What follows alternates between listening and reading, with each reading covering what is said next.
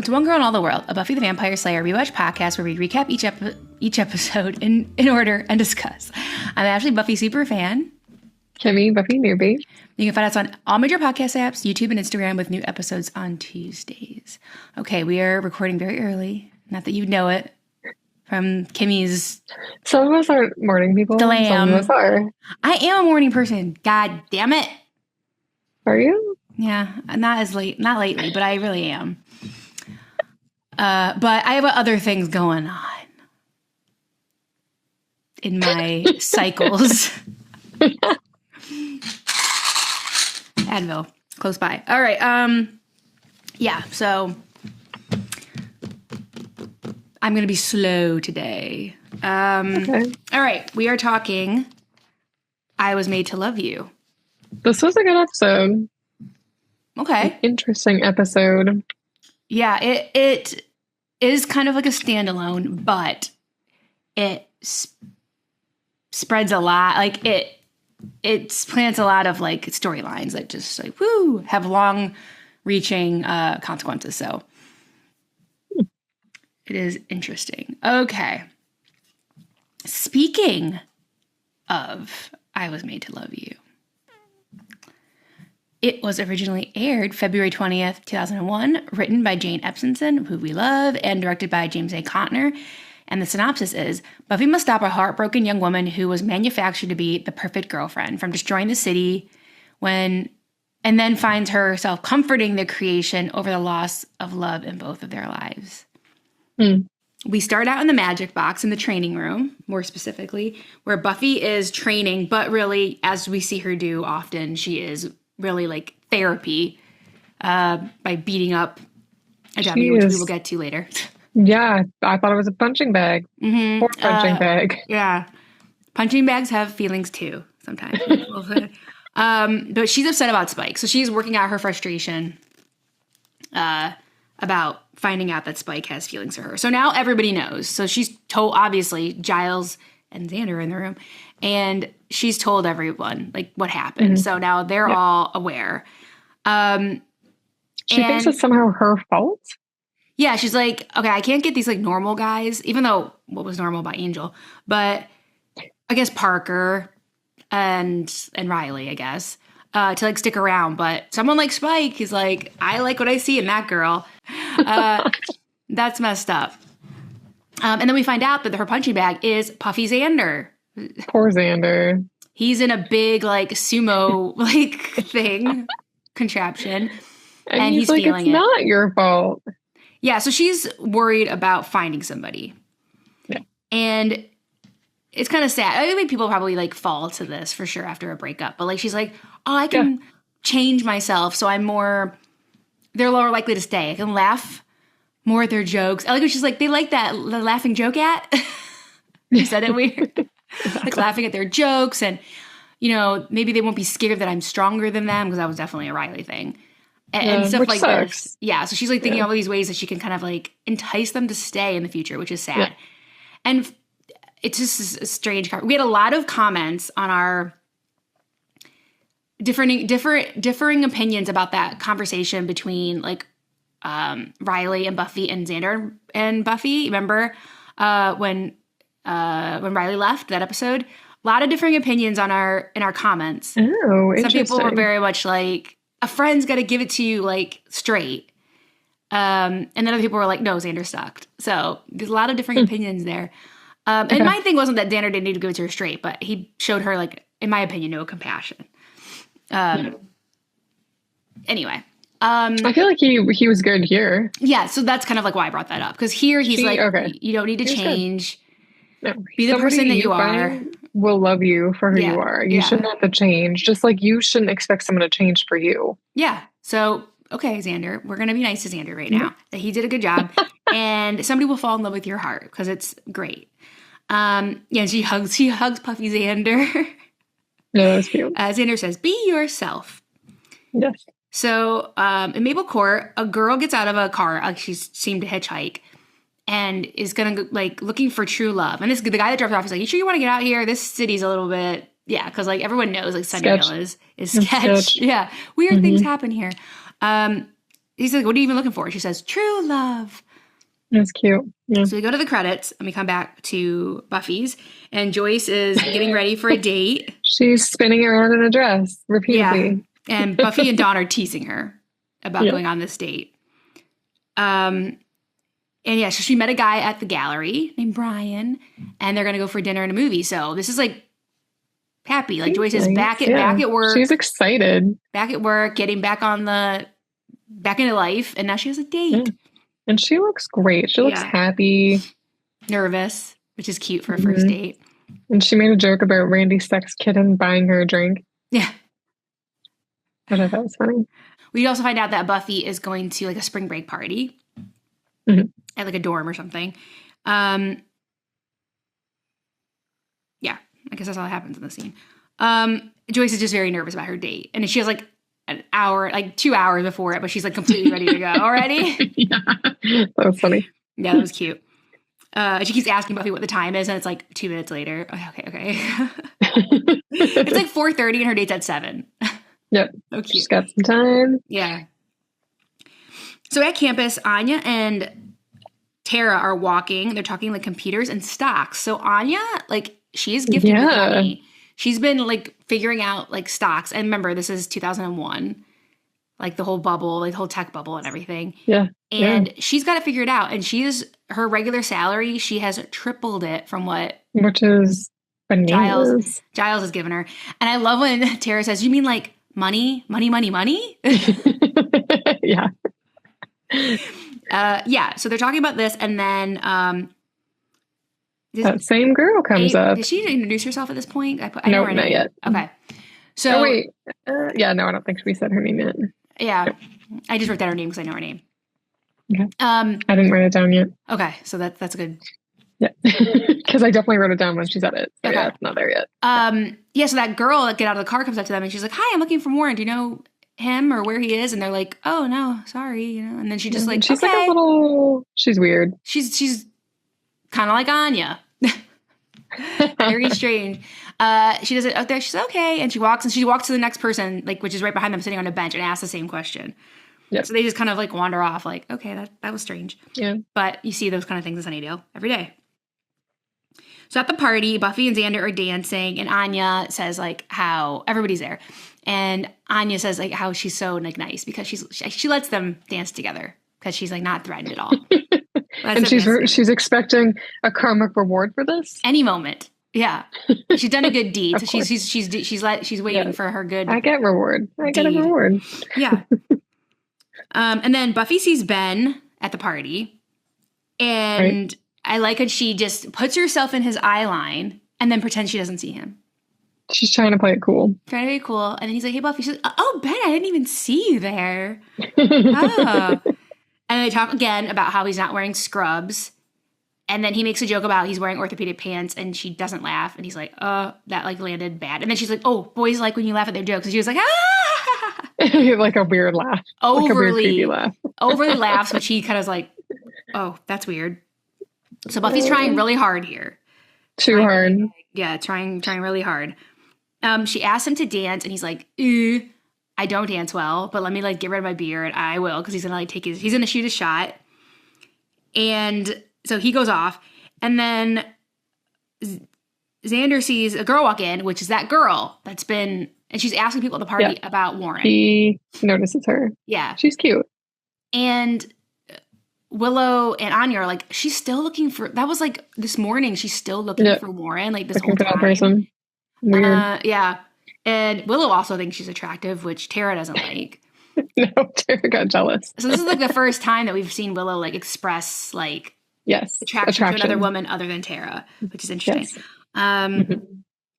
Yeah, she's still, looking for Warren.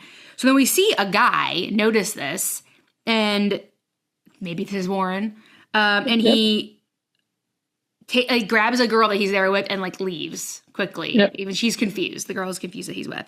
He seems worried that this strange girl will see him. Yeah. And then the whole group talks about the girl, the strange girl. And they're like, yeah, she's just so weird. And Anya's like, well, yeah, she chooses her words so carefully, and they're very strangely said. And of course, Xander recognizes this is like Anya. He's like, well, some guys are into that. And she's like, oh, yeah, it's like me. So while Buffy is waiting for Ben to come back, guess who joins the party? Spike. Spike walks up. Free snacks. And he's like, are you trolling for your next ex? He's undeterred by, he has licked his wounds, and now he is ready to come back strong because he's not a quitter. He's not a quitter.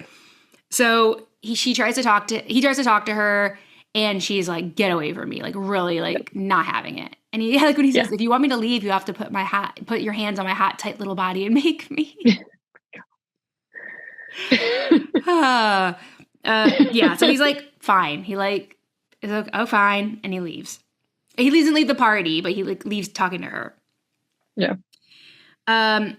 So Ben comes back and is like, oh, is that guy bothering you? She's like, no, forget him. And Spike does notice that they're talking again. He noticed it in Crush. He looks jealous. Yeah, he doesn't like this. He just got rid of Riley, and now he's dealing with this guy. He commented the doctor guy. Yeah. A very handsome doctor, according to the minions. Who should be, I mean, who we would think if we knew otherwise would be like a nice normal guy. But, you know, he's actually not a nice normal guy. Yeah. And then we see that Ben gives Buffy his phone number. He's like, before you see me dance, I want to give you my phone number now. This was cute. Yeah, he's like, just in case you want to get together for coffee. And then Buffy kind of panics and is like, oh, I'm really bad at, like, coffee. Like, I'm really bad at this. Like, you just got here and you'll have to leave town and it's just a big mess. And he basically says, they're talking coffee euphemism. Euphemism? Thank you. It's early. And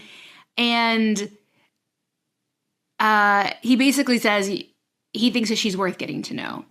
Even if, which is super cute. He wants to get to know her better. And she's like, okay, we'll do coffee. Yeah. So she's happy. So because Buffy's seemingly interested in Ben, Spike goes over to that girl who's still looking for Warren. He hits on her. He whispers. This is where we find out her name. Oh, do we? I wrote April for the first time. Yep. Okay. Then we find out her name is April. And he kind of whispers something naughty in her ear. And she's like, how dare you? You're not my boyfriend. And she picks him up. I like when he's like, hey. And throws him through the window. Yeah. So we know something's up with her. Yeah. So he like gets up and he's like, forget this. And he leaves. He's like, okay, I'm going to leave this party. And she's like, no one but Warren can touch me. Mm-hmm. Yes. She's getting weirder and weirder. Buffy walks over to her to be like, okay, we can't throw people through windows. Like, even though it's Spike, like, she's trying to like stop her from like hurting people. And she just like shoves Buffy away and like has like crazy strength. She apologizes to Buffy for hurting her. Yep. And she leaves. Then they like are talking and she's like, this is weird. She almost seems like, and everyone's like, yeah, she's a robot. Like we can like the way she was talking and like she's like very strong.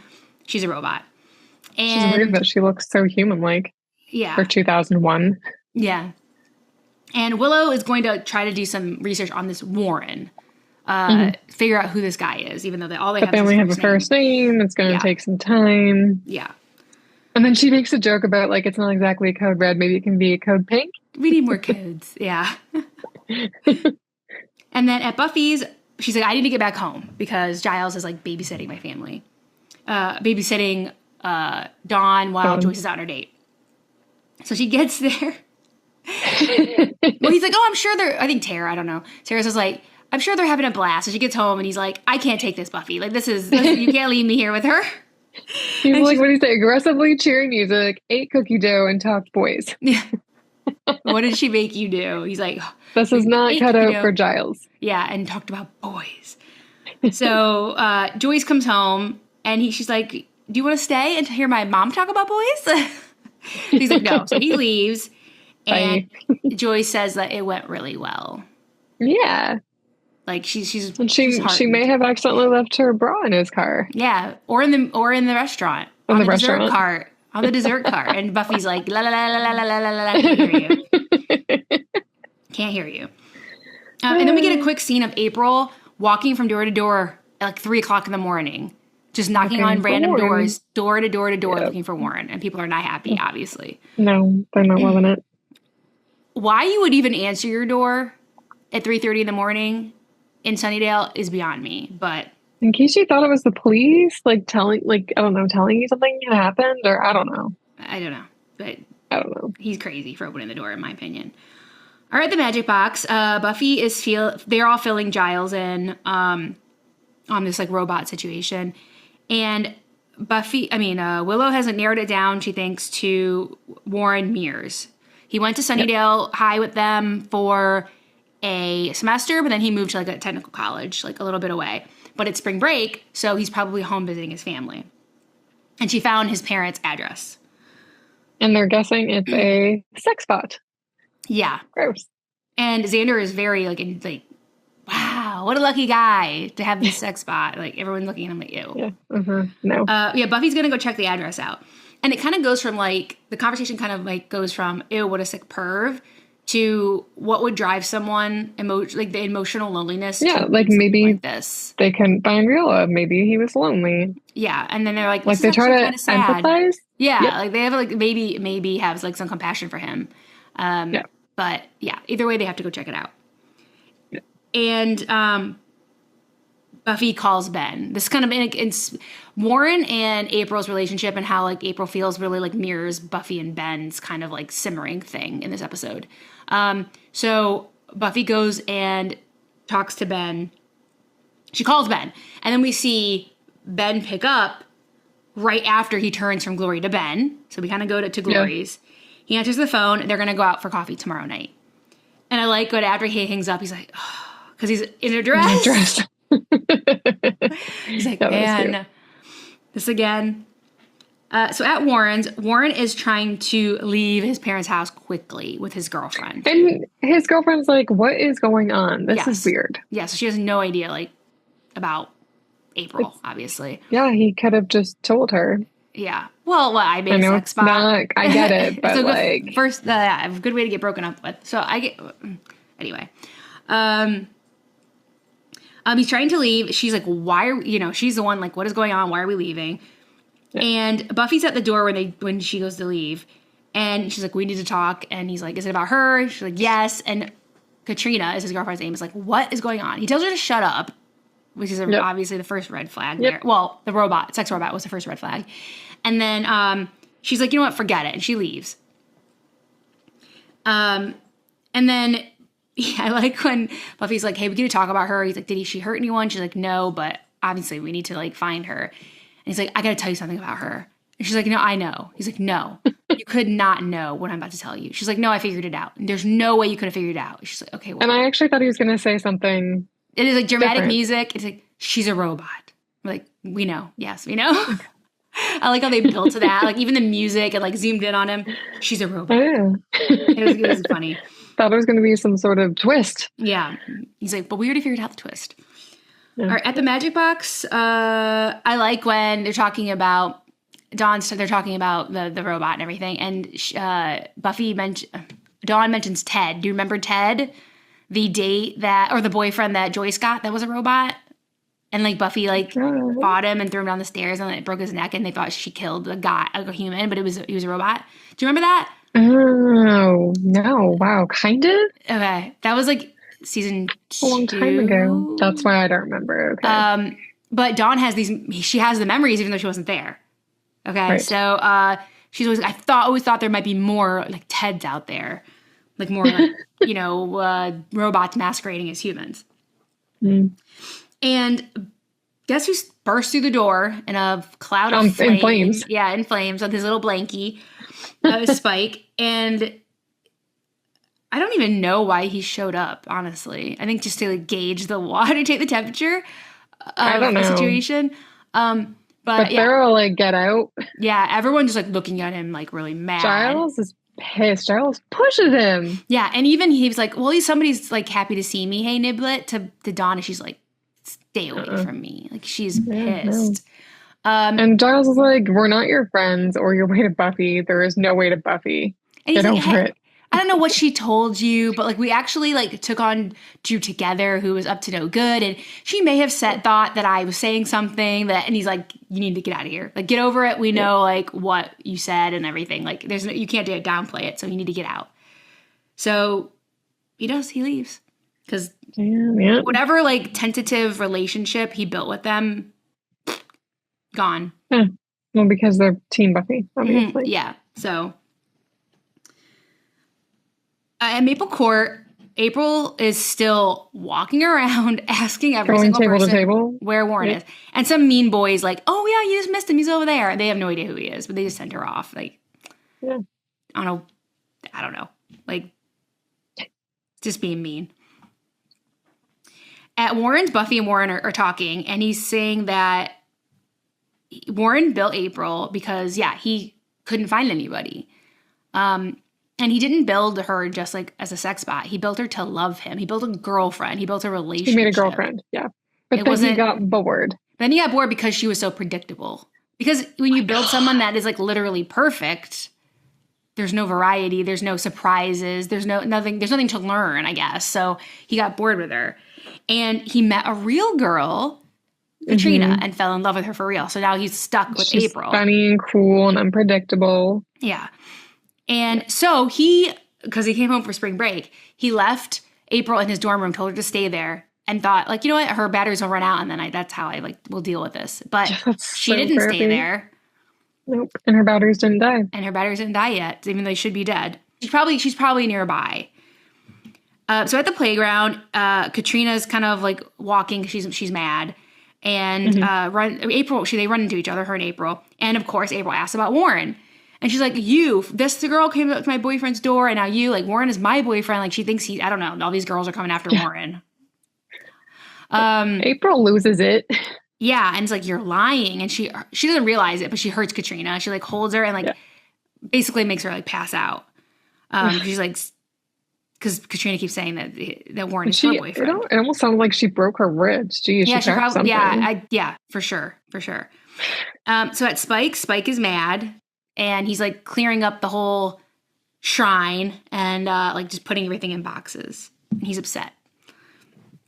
So back on the playground, Buffy and Warren look for April. And they've come across her at the playground. And April is holding Katrina and, like, by the neck. And she's just dangling there unconscious. So she looks dead. Yeah. Yeah, I thought she was for a second. And I was like, oh, shit. So finally, like, April gives them Katrina. And they do find that she's alive. She's just passed out. And Buffy makes Warren break up with April, like, properly. But at the last second, he's like, he tells her everything correctly for the most part. But then he's like, I'm not in love with you. I'm in love with her. And puts it on Buffy. And so April, it's like, it shows April's POV and it says, like, combat mode and activated. Yeah. Like, why does she have a combat mode? Well, I guess, like, protect Warren or something if somebody tries to beat him up. But he's the worst. He is the worst. He's one of the worst characters we've come across, actually. Like, he's terrible. He's a coward. He sucks. I agree. And that's all. Okay, yes, I agree. So Katrina, April and Buffy start fighting. And Katrina wakes up and fights with Warren. She's like, "What the hell is going on? Like, is that a robot?" Because Buffy is able to, like, kind of cut, like, slice open April's side, and so you can see her, like, mechanical guts. And so Katrina's like, "That is a robot. That's your ex-girlfriend." She's like, "Goodbye, like, goodbye," and starts to leave. And he runs after her. So they've left, and Buffy and April are still fighting. Of course, yeah, again, and then he leaves Buffy to deal with this. Yes, his mess. He isn't. Ugh, he's nasty. So April, like, has Buffy and is, like, by the neck, but then her batteries do eventually start. Thank God, because I thought he was starting to choke her. Yeah. So she starts to lose power. So she kind of just loses her, kind of lost for blood, I guess. So Buffy and April sit on the swings, and they just have this really sad conversation. Yeah. Buffy just kind of keeps her company. Buffy has a lot of compassion for April. Because she sees herself in her, kind of, like... Yeah. Yeah. And they just talk how April's still like, he loves me and I'll do anything for him. And maybe this is a girlfriend test. Like, if I just actually wait here for him, like, he'll love me and everything will be fine. And she's like, and Buffy's very sweet. She's like, I'll make sure that he finds you. And, he told me how proud he is of you and all this stuff. It's so sad. Yeah, it is really sad. But, let's see. And then she starts saying these little platitudes, like, every cloud is a silver lining. When life gives you lemons, you make lemonade. And then she says, it's always darkest before, ... And then her batteries die.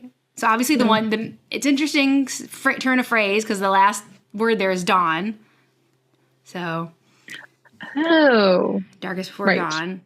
And then April, air quotes, dies. And Buffy, just sits there and kind of like takes it all in. Something like it was like about this. She's like, maybe he'll come back and want to make things work. Like Buffy says that. She's really talking about like Riley and stuff and just talking about herself really when she's talking to April. Yeah. So back at the house, Xander is fixing the window that Spike got thrown through. He's talking like an adult. Yeah, yeah. Like a boring adult. Yeah. And Buffy feels for April. She really feels for April, and like she would do anything. She would have done anything for him and to be perfect for him. And she's like, I need to just be okay she on my obsessed over own. him. Exactly. Yeah. She's noticed April devoting herself to another person when, she can just be herself and just be okay with herself and focus on herself. Yeah. So she needs to be okay with just being alone with Buffy. And so she calls Ben and leaves a message and cancels the date. It's not a good time for her to have coffee. And we do hear that when this message is played, Glory hears it. And she's like, what is he up to? Like, trying to ask out the Slayer. And then she gets kind of hurt. She's like, she rejected us? I love that part. That was so funny. Okay. And then we go to Warren's, where he opens the door, and guess who's there? Spike. And he has a box of stuff. And he demands that Warren make him a robot. In the specs of Buffy. Yes, a Buffy bot. Great. He refuses, but Spike, threatens him. But he doesn't know Spike can't kill him. He doesn't know that, Yeah. Spike looks scary. So what happens next, Ashley? Nothing. That's the end of the episode. Actually, like in the actual like script, that is where it ended on Spike, but they changed it up. Really? Yeah, like when they were editing it, just because they wanted that to be the ending that we saw. But they didn't want it they didn't want it floating around in a script too early. If you know what I mean. Like, they didn't want it out there. They wanted to, like, keep it as tight as possible, because this is a big deal. So, Buffy comes home from hanging out with Xander. She comes in. She's like, hey, do you want me to pick Dawn up from school? She does see that Brian sent her mom flowers, which is really sweet. Yeah, really like a lovely ones. night. Like, when can I see you again? And, yeah, it's really sweet. She's like, yeah, some guys are still getting it right. So she, like, is happy for her mom. She's been a nice guy. And she's calling for her mom. She looks into the living room, and her mom is on the couch, like laying there. And she doesn't realize anything's wrong at first, but her mom's eyes are open, like just staring blankly. And she just keeps saying, Mom. And then she says, Mommy. And then that's the end of the episode. What happened? So that's the end of the episode. Okay, well, I'll be curious to know what happened there. Doesn't look good. No? Doesn't look good. But yeah, what can you even say? So it definitely leaves you in a bad place on this episode. Yeah, and we will pick up right there in the next episode, but we'll leave it for now. Okay. All right. So my favorite quote was from Buffy. She says, ow, I don't know about you guys, but I've had it with super strong little women who aren't me. Yeah, that was cute. And then favorite scenes, definitely April and Buffy on the swings. Yeah. I think it's just like so sad. You do have a lot of compassion for April. And also Buffy's coming to a lot of realizations through this conversation with April. So about herself and how she's been struggling with how to make somebody stay. and whether she should have to make somebody stay and exactly all that. That's powerful in itself. Yeah. So definitely that scene. My favorite quote was, I don't know who said it. Give me what you got, and I can. I can't even understand some of my handwriting here. Okay. It was in the magic box. Okay. And then someone said, referring to April, had genuine molded plastic practically stamped on her ass. It was Tara. Oh, because she was still mad at Willow for finding her attractive. Yeah, Tara. She's a little bit jealous. And then they all look at her. She's like, I thought I'd try some spicy talk. That was really funny. Yeah, that was good. Very Tara-like. Yeah, that's why everybody was like, if anybody else had said it, maybe Willow, people would look at her strange. But if anyone else had said it, they'd just be like, whatever. You know? Yeah, it's true. That's very unlike Tara. Yeah. And actually, my favorite scene was the one at the end where Xander's fixing the window. I just thought it was a little bit funny at the beginning because he's talking about being a boring adult, and he's like, "Who would have guessed?" And it's just like you come to this realization where I know he's not perfect, but like he really has come so far as as a person. Yeah. So just like that little like line, like those few lines that he said, I was just like, oh yeah, like he is turning into this really cool boring adult. It's cool. Cool, boring adult. Yes, I consider myself a cool, boring adult. He's just like, he really struggled with like school and like where he fit in and just like living in his parents' basement and just like, now he's becoming fully formed. Yeah, he's in love. He has his own place. He has a job. Yeah. And he fixes all the stuff that all the demons break. Yes, he has Scooby powers. Yeah, that's his he's demo cleanup. Yeah, because exactly. There's always things getting blasted. Everything will be broken. Yes. Yeah, everything will be broken. It's also the scene though where Buffy realizes, that she doesn't need to date. She's like, I don't need to date. I just need myself. Mm-hmm. And I thought that was a pretty cool thing too, because that's a really hard thing to do when you're going through a breakup and you have the potential of dating someone else who seems cool and interesting. And it's easier to just jump into the next relationship and just be like, I'll just keep going. I'll shake it off and I'll move on to the next person. And she was still at that point where she was like, well, I can change myself to form into this little box, person, whatever, so that they'll like me better. But she's just like, you know what? No, I need to be me, which was pretty cool. Yeah. Yeah, it was. Yeah. It was a good episode for Buffy because she's been struggling, obviously, since Riley left, like with all that. Yeah, exactly. Because I mean, like, again, I'm not saying that everything Riley did, had points. Of course he did. But he shook her confidence on what his leaving and really shook her confidence. And he really stuck at the end. Yeah. Okay, so my stake rating was a 4 out of 5. I didn't really feel strongly like how to rate it, so I just did a 4 out of 5. Okay. April was a pretty cool robot. We've only had one other. Well, we have had like Malcolm, but so we've had a little and Ted. So we've had some robots. Is Adam a robot? Kind of. Yeah, he's like a hybrid. Robot? He's like a demon. Yeah, he is part robot. Yeah, so we'll throw him in there too. So we've had a handful of robots, but April's a little bit different. And we kind of what we talked about. Buffy coming to terms with being alone and being okay with herself and not having to feel like she has to mold herself into something that men will stay for. Yes. That was like the biggest takeaway from this episode. And then the end, that Joyce is non-responsive on the couch, whatever that's going to mean. Yeah, what does that mean? I have a feeling it can only mean one thing, but yeah. Right, okay. Yeah. So yeah, I give it a 4 out of 5. And then, okay, also one thing I didn't write down, but is very, Spike putting in his order for the Buffy bot. Yeah. Mm-hmm. What does that mean? Oh God. Buffy gonna have to fight herself? Crazy. So yeah, that will be picked up as well at some point. Yeah. So 4 out of 5. Yeah. Okay, I gave it a 4.5. Yeah, I know. Just because of all the stuff that happened in this episode, like the stuff I said with Xander, I really feel like we watched him grow in this episode. Yeah, the realizations Buffy made about herself, that's a lot, and especially she's young, and it's hard to do that when you're going through a breakup. Get your confidence shaken, like you said, and just she's like starting to come out of it on the better side. So that's good. And just the robot thing was interesting. Warren is, as I texted you while watching the episode, a despicable human being. Just gross. Like wow, I'm just gonna make this robot. She didn't turn out the way I wanted her to. I'm just gonna leave it. Yeah. I'll have someone else deal with my mess. Mm-hmm. Yeah, and it struck me when you said that. Like, Buffy is 20 years old. Like, coming to that realization at 20 is like very mature of her. Yeah, yeah. You're like 35 and being like, maybe I should spend some time alone. Like, she's 20. Most people in their 30s aren't able to do that, to be honest. Yeah. So that's a big deal for her, even at her age. It's a huge deal. Yeah.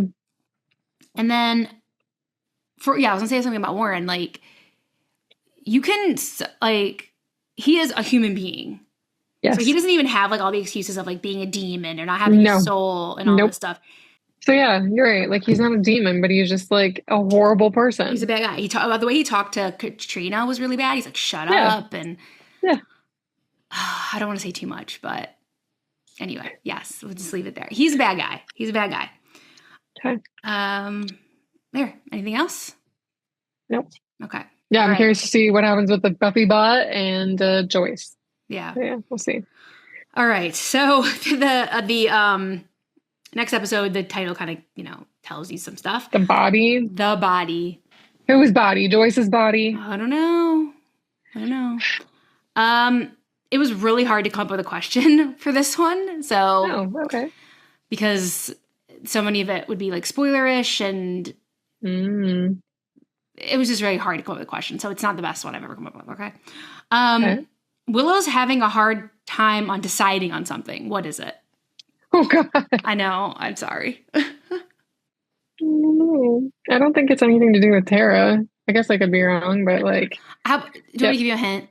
Yeah, I want a hint. It's something like mundane. It's not a big life decision. Okay, so like, let's just outfit choice. Okay. All right. So that wraps up season 5, episode 15, I Was Made to Love You.